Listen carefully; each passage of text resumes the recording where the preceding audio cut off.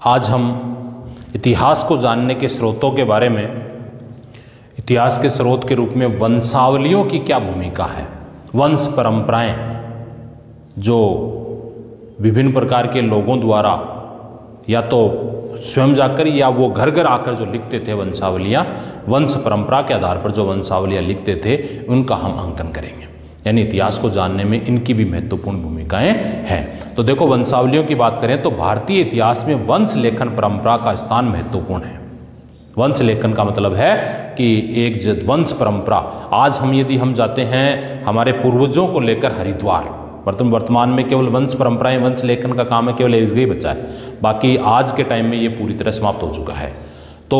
जब हरिद्वार हमारे पूर्वजों को लेकर मृत्यु के बाद में जब जाते हैं तो वहाँ हमारी पूरी की पूरी वंश परंपरा लिखी हुई है, गाथाएं पूरी की, इसके बाद ये इनको लेकर आया था, इनके इतने बच्चे हैं, ये सब पूरा का पूरा वर्णन हमें वंशावलियों। तो उसी प्रकार उस दौरान, आज के टाइम में तो ये है नहीं ऐसा। पूर्व समय में क्या होता था, राजा महाराजा हैं, उनके तो इतिहास लेखन वाले इतिहासकार होते थे, है ना। उनके तो क्या थे, इतिहासकार थे। राजा महाराजाओं की पूरे का पूरा जीवनी, उनका वर्णन, उनके बेटे उन्होंने कौन कौन से युद्ध किए, युद्ध में उन्होंने हार हुई, जीत हुई, और कैसा था वो, भाग के कहाँ गया, महाराणा प्रताप, और ये सब आप पढ़ चुके हो पहले से, है ना। ये इन सब का वर्णन हम किस में पढ़ते हैं, वंशावली में पढ़ते हैं। लेकिन सामान्य आदमी है वो इतिहासकार तो अपने पास रख नहीं सकता, नहीं रख सकता ना। इसलिए क्या होता था उस दौरान, हमारे हैं चारण हैं, भाट हैं, ये बहुत सारी जातियाँ ऐसी थी जो हमारे जो अलग अलग जाति के लोगों के, अलग अलग धर्म के लोगों की, अलग अलग भाषा के लोगों के घर घर जाकर उनकी वंशावलियों का अंकन करते थे, या यूँ कहें इतिहास को वंश परंपरा के आधार पर लिखते थे। वो किसके साथ उनका व्यवहार कैसा था, उनका रहन सहन कैसा था, उनकी सामाजिक स्थिति कैसी थी, उनकी राजनीतिक स्थिति कैसी थी, उनकी धार्मिक स्थिति कैसी थी, इन सभी बातों का वो वर्णन करते थे इसमें। तो वंशावली लेखन परंपरा में व्यक्ति के इतिहास को शुद्ध रूप से माना गया है। ये एक ऐसी परंपरा है जिसमें वंशावली लेखक हर जाति, व्यक्ति या समूह है, या यूँ कहें किसी भी वर्ग को, अलग अलग रूपों में इनको बांटा गया था, किसी भी वर्ग को इसमें छोड़ा नहीं गया था। सभी लोगों को जाति, धर्म, उनकी संस्कृति, उनकी समाज, उनकी आर्थिक स्थिति, उनकी राजनीतिक स्थिति, उनकी धार्मिक स्थिति, सब प्रकार की विषयों का अंकन करते हैं। अब बात आता है, एक प्रश्न आता है कि ये जो इतिहास लेखन में वंशावलियां हैं, तो वंशावलियां लिखने का काम कौन करते थे, बहुत बड़ा प्रश्न आता है ये। वंशावलियां लिखने, तो वंशावली लेखन में कौन कौन थे। सबसे पहले बात करते हैं बड़ुआ ये जाति है, जागा जाति है, रावजी, भाट, तीर्थ पुरोहित और पंडे। तीर्थ पुरोहित मतलब हम किसी क्षेत्र की, किसी अच्छे दरबार की जब यात्रा करते हैं तो वहाँ पर हमारा जो अंकन होता है, तीर्थ यात्रा। पुरोहित, पंडे और बरोट आदि जो लोग थे ये तिथि अंकन करते थे, किस तारीख को आए, कौन कौन आए, उनका रहन सहन क्या है। तो या यूँ हम ये कह सकते हैं किसी कोई व्यक्ति है, उसको पता नहीं कि हमारे पूर्वज कौन है ना, उसको किसी प्रकार का कोई पता नहीं कि हमारे पूर्वज कौन है, क्योंकि बाल्यावस्था में उसके माता पिता समाप्त हो जाते हैं या खत्म हो जाते हैं। तो उस दौरान ऐसी स्थितियों में हम क्या करते हैं, ऐसी स्थितियों का जब अंकन करते हैं तो ऐसी स्थितियों में वंशावलियाँ महत्वपूर्ण है। और ये वंशावलियाँ कहाँ मिलती हैं, हमारे जो भी आने वाले हैं, जैसे हमारे किसी जाति में भाट के द्वारा लिखी जाती है, किसी जाति में चारणों के द्वारा लिखी जाती है, किसी में रावजी के द्वारा लिखी जाती है, किसी में तीर्थ पुरोहित के द्वारा लिखी जाती है। अलग अलग वर्गों की, अलग अलग जातियों की, अलग अलग भाषाओं की जो वंश परंपरा है वो अलग अलग लोगों के द्वारा लिखी जाती है। और वर्तमान में यदि वंश परंपरा की बात करें तो सब तरह से बंद हो चुकी है वंशावलियाँ। केवल एक जगह वंश परंपराएँ आपको देखने को मिलेगी, हरिद्वार में जब आप जाते हैं तो वहाँ के जो तीर्थ पुरोहित और पंडे हैं, वहाँ हमारे पूर्व समय की जो वंशावली, हमारे दादाजी का क्या नाम, हमारे दादाजी के पिताजी का क्या नाम है, उनके पिताजी का क्या नाम है, वो कितने भाई थे, वो और उनकी स्थितियाँ कैसी थी, आर्थिक रूप से वो कैसे थे, इन सब का वर्णन हमें वहाँ पर पूरा का पूरा, हमारी जाति कौन सी है, हमारा धर्म कौन सा, हमारी भाषा कौन सी, हमारी नक कौन सी है, जाति के अंदर भी हमारे किस ऋषि की हम संतान हैं, कौन से ऋषि से हमारी उत्पत्ति हुई है, क्योंकि सभी जितने भी लोग हैं माने जाते हैं वो सभी किसी न किसी ऋषि की उत्पत्ति माने जाते हैं। तो हमारी किस ऋषि के हम, किस धर्म के हम, किस भाषा के हमने कोई धर्म तो परिवर्तन नहीं किया, ये सब अंकन है हमें किस में मिलता है,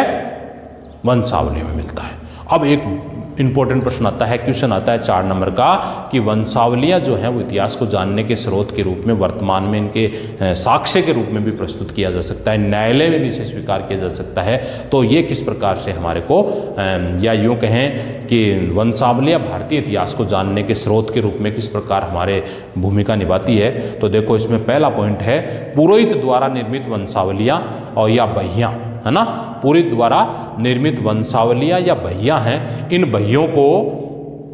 प्रमाणित दस्तावेज के रूप में न्यायालय के समक्ष प्रस्तुत किया जा सकता है, यानी न्यायालय में भी इसे स्वीकार किया जा सकता है, न्यायालय में भी इसे माना जा सकता है, क्योंकि वंश परंपरा जो पुरोहित यानी ये जो धर्म के अनुयायी है, उन धर्म के अनुयायी द्वारा जो भी लिखा गया उसको हम न्यायिक अभिरक्षा के रूप में स्वीकार कर सकते हैं। इनमें पारिवारिक संबंधों के विषय में कागज इत्यादि का वर्णन किया जा सकता है। इसके अलावा इसमें इसका कोई रिकॉर्ड हमें प्राप्त करना है या अक्षरों और चिन्हों मौखिक जो साक्ष्य हैं इनके रूप में भी न्यायिक प्रस्तावज के रूप में इसे शामिल कर सकते हैं। किसी परिवार का है और वो ये कहे कि भाई ये ज़मीन जायदाद मेरी थी, मेरे दादाजी की थी या जिसके भी थी, तो ऐसी स्थितियों का यदि आंकलन करना है न्यायालय के सामने, मान लो कि आज से 100 वर्ष पूर्व, आज से 200 वर्ष पूर्व, आज से 500 वर्ष पूर्व की यदि बात करें हम, है ना, तो 500 वर्ष पूर्व के जो इनके पूर्वज कौन थे, इनका आकलन कैसे हो, तो इनका आकलन करने के लिए सरकार के पास कोई प्रमाण नहीं है। तो उस दौरान सरकार क्या करती है, न्यायालयिक साक्ष्य के रूप में, एविडेंस के रूप में इन बहियों का प्रयोग करवाती है, या यूँ कहिए ये बहियाँ जो हैं ये काम में ली जाती हैं। सबसे पहली बार जो सर्वोच्च न्यायालय का न्यायाधीश है जगदीश प्रसाद बनाम Shravan Kumar, AIR 2003 physical and health के मामले में न्यायालय ने पांडे की बहियों की प्रविष्टियों को साक्ष्य के रूप में माना, और ऐसे कई मामले जिसमें वंशावली और बहियों को साक्ष्य के रूप में स्वीकार किया गया। यानी पहली बार जगदीश प्रसाद बनाम, क्या नाम, जगदीश प्रसाद बनाम श्रवण कुमार AIR 2003 के रूप में पहली बार इस मामले को जो पंडित द्वारा या पुरोहित द्वारा जो बही लिखी गई, जो साक्ष्य लिखे गए, उस साक्ष्य को न्यायालय के समक्ष प्रस्तुत किया गया या उसकी बात को मान लिया गया। इस प्रकार हम कह सकते हैं कि बहियाँ जो हैं ये न्यायिक साक्ष्य के रूप में भी काम में ली जा सकती है। न्याय प्रदान करते समय भी इसको काम में लिया जा सकता है। यदि न्यायाधीश को ऐसा लगे कि हमारे अनुसार जो ये जो न्याय व्यवस्था है वो सही नहीं है, हम उस साक्ष्य तक नहीं पहुंच रहे हैं, तो अमुक व्यक्ति, क्योंकि बहियाँ तो बहुत पुरानी है, वर्तमान में तो लिखी नहीं जाएगी क्योंकि उसके आगे की तारीख है, पीछे की तारीख है ना, उस दौरान उस बही को मंगाकर उसमें जो साक्ष्य हैं उन साक्ष्यों के आधार पर न्याय की जा सकती है। नंबर 2, वंशावली और लेखन को लोक इतिहासकार भी कहते हैं। वेरी इंपॉर्टेंट प्रश्न है भाई। वंशावली जो लेखन है, इस लेखन का एक नाम है लोक इतिहासकार, यानी लोगों द्वारा लिखा गया इतिहास, है ना। लोक इतिहासकार क्यों कहते हैं, क्योंकि ये किसी विशेष लोग द्वारा, चाहे तो आप बात कर दे बड़ुआ द्वारा लिखी गई, जागा द्वारा लिखी गई, रावजी द्वारा लिखी गई, भाट द्वारा लिखी गई, किसी पांडे द्वारा लिखी गई, तो ये विशेष व्यक्ति द्वारा लिखी गई है। और ये विशेष व्यक्ति किसी एक लोग, अब इसमें एक व्यक्ति, विशेष व्यक्ति, जैसे रावजी है तो रावजी एक आदमी नहीं है, उसका बेटा लिखता रहेगा, उसके बाद में उसका बेटा लिखता रहेगा, उसके बाद में उसका बेटा लिखता रहेगा, क्योंकि यदि इनकी वंशावलियाँ है ना। जैसे मान लो किसी लेखक के द्वारा कोई पुस्तक लिखी गई, तो पुस्तक लिखी गई किसी लेखक के द्वारा, कल हम बात कर रहे थे इतिहास में जो हीरो वो इंडिका पुस्तक है मेगनेस्तीस की, जिसकी मूल प्रति तो खो गई है, वैसे ही संकलित पुस्तक को इंडिका नाम दे दिया गया है ना। तो वो तो मेगनेस्तीस अकेला था इसलिए उसके नाम पर चल गई, लेकिन ये जो लिखी जाती है वंशावलियाँ, ये तो पीढ़ी दर पीढ़ी लिखी जाती है। एक के बाद में वो उनकी मृत्यु हो जाती है तो उसका बेटा लिखना चालू कर देता है, उसके बाद में उसका बेटा, तो उसके बाद तो पुरानी बहुत सारी बहियाँ होती हैं। तो हम इसको क्या कहते हैं, लोक इतिहासकार कहते हैं। क्यों कहते हैं कि किसी एक व्यक्ति द्वारा नहीं, बल्कि बहुत से लोगों द्वारा, और बहुत से लोगों का संचयन इसमें किया गया है, बहुत सारे लोगों के द्वारा इसको लिखा गया है। पुरातत्व एवं मध्यकालीन भारतीय इतिहास लेखन में वंशावलियाँ सर्वाधिक महत्वपूर्ण स्रोत रही। हमारे पुरातन ग्रंथ पुराणों में जो इतिहास उपलब्ध हैं उसमें वंशावलियों का महत्वपूर्ण आधार रहा है। कई ऐतिहासिक घटनाओं के प्रमाण वंशावलियों से मिलते हैं। कई इतिहास में जो घटनाएं घटित हुई ना, उन घटनाओं का जो आधार है, उनका जो प्रमाण है, जो युद्ध हैं, जैसे मान लो बात करते हैं तो मेगनेस्तीस की इंडिका की, वो अब संकलित पुस्तक है, वो कहीं कुछ चीज़ें कहाँ से, कुछ अंश कहाँ से, किसी पुस्तक से ऐसे उधार ले लेकर उसको वापस इंडिका नाम की नई पुस्तकें बनाई है। तो उस प्रकार हम कह सकते हैं कि पुरातात्विक जो पुराण हैं, चाहे आप पुराणों की बात कर लो पुराने समय में, तो पुराण मान लो, साहित्य मान लो, धर्मेतर साहित्य मान लो, जो पूर्व में आप पढ़ चुके हो, समस्त प्रकार के साहित्यों का जो अंकन है, जो पुस्तकें लिखी गई हैं, जो साहित्य लिखा गया है, उन सब का जो किसी न किसी रूप में वर्णन हमें आपको कहाँ मिल जाएगा, विभिन्न प्रकार की वंशावलियों में भी मिल जाएगा। हालांकि अन्य पुस्तकों में मिल सकता, जरूर नहीं कि अन्य में, लेकिन अन्य पुस्तकों के साथ ही साथ उसकी प्रमाणिकता की यदि जांच करनी है तो वह पुस्तक का जो अंकन है हमें कहां देखने को मिलेगा, वंशावलियों में भी देखने को मिल सकता है। नंबर 3, वंशावलियों में प्रत्येक जाति व प्रत्येक व्यक्ति के इतिहास का लेखन हुआ है ना, प्रत्येक जाति, क्योंकि इतिहास की जो पुस्तक की बात करें आप, जिससे जैसे मान लो कौटिल्य का अर्थशास्त्री पढ़ लो आप, है ना, जैसे राजतरंगिणी कल्याण की पढ़ लो आप, तो राजतरंगिणी में किसका अध्ययन मिलेगा, राजा, और कहाँ का राजा, कश्मीर का राजा। कौटिल्य की बात करो तो चंद्रगुप्त से संबंध में मिलेगा, चंद्रगुप्त मौर्य उसको राजा बनाया, उसके बारे में उसकी क्या क्या स्थितियाँ थी, उन्होंने सप्तांग सिद्धांत दिया, किसको मित्र बनाया, दुर्ग बनाया, कोष बनाया, किला, और इसके अलावा सामाजिक स्थिति उसकी क्या थी, आर्थिक स्थिति क्या थी, वो किस प्रकार के टैक्स लेता था, साफ सफाई का कितना ध्यान रखता था, लेकिन किसके द्वारा लिखी गई, एक राजा विशेष के प्रति लिखी जाएगी वो पुस्तक। लेकिन वंशावली एक राजा की नहीं है, एक व्यक्ति की नहीं है, वंशावलियों में क्या होगा, बहुत सारे लोगों की, है ना, बहुत सभी यानी लोगों की भी, सभी की, अलग अलग जातियों की वंशावली अलग अलग पुस्तकों में लिखी मिलेंगी, है ना। ये जरूर होता है कि अलग अलग लोगों की जो वंशावलियां हैं वो कैसे देखने को मिलेगी, अलग अलग पुस्तकों में देखने को मिल सकती है, लेकिन मिलेगी सबकी वंशावली मिलेगी। जबकि जो पुस्तकें लिखी जाती हैं वो पुस्तकें किसी एक राजा की मान लो, एक देश की मान लो, सभी प्रत्येक इंडिविजुअल व्यक्ति की वंशावली उसमें नहीं देखने को मिलती। जबकि वंशावलियों में प्रत्येक जितने लोग हैं उनका सबका इतिहास उसमें मिल सकता है, वो किस जाति धर्म के हैं और किस प्रकार का उनका रहन सहन है, किस प्रकार की उनकी वेशभूषा है, उनका आचरण कैसा है, उनका व्यवहार कैसा है, इन सब का वर्णन भी उस दौरान मिल सकता है। तो देखो इसमें आप पढ़ेंगे, उसके वंशाक्रम की जानकारी हमें वंशावलियों से मिलती है। वंश लेखकों ने जातीय सामाजिक इतिहास की भी जानकारी दी है। समाज के जिन महापुरुषों को अपना आदर्श मानता है उनकी जानकारी भी हमें वंशावलियों में ही मिलती है। जैसे हम किस ऋषि से उत्पन्न हुए हैं उनकी जानकारी भी हमें कहाँ मिलेगी,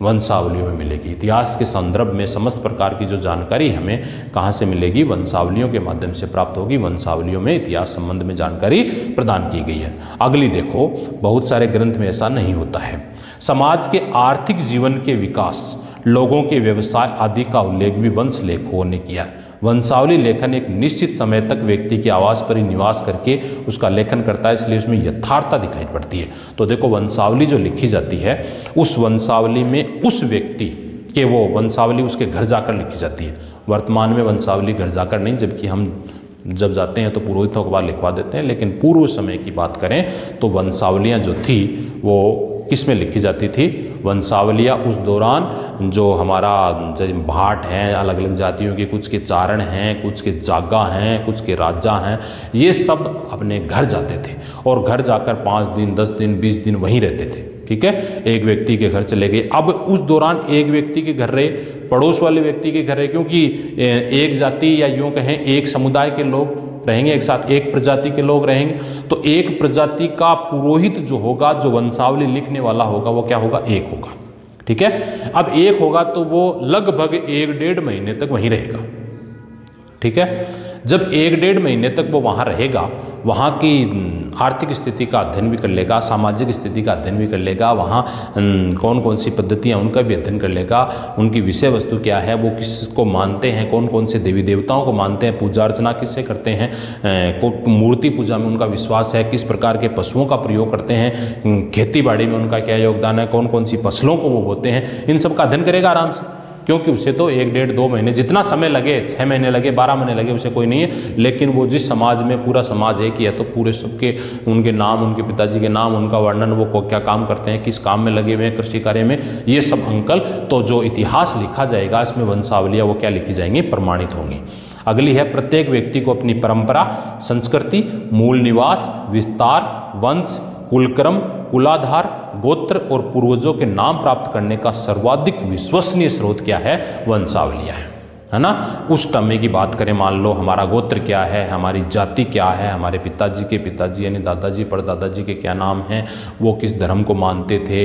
उनका व्यवहार कैसा था, इनका यदि हमें, हमारे जो ऋषि कौन हैं, इन सब का हमें यदि अध्ययन करना है तो हम किस में करेंगे अध्ययन?